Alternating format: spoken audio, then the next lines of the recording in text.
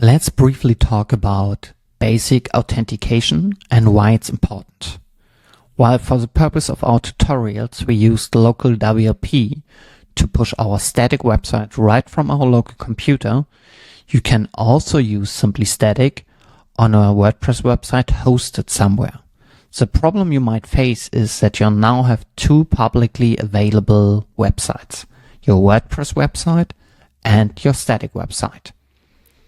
This comes with a couple of problems. One is SEO.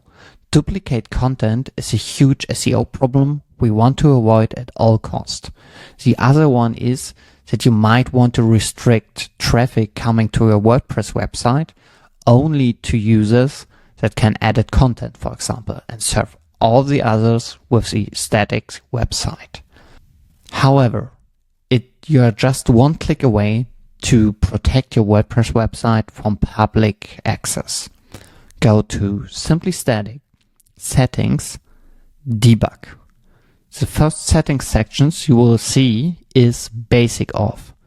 All you have to do is add a username and a password and enable basic authentication to completely hide your WordPress website behind a password prompt.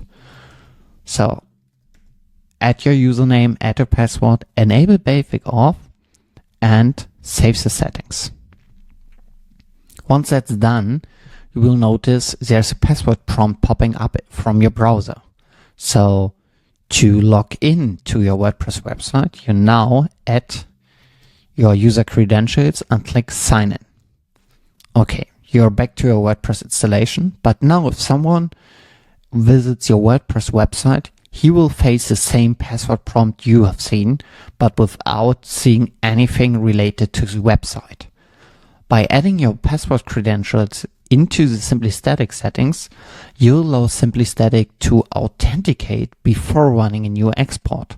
So once you have activated the basic authentication here, you can still run static exports, and Simply Static will authenticate before fetching the pages, so you're not presented with a password prompt HTML file. Instead, you see all of your website, but your access is restricted with a password prompt.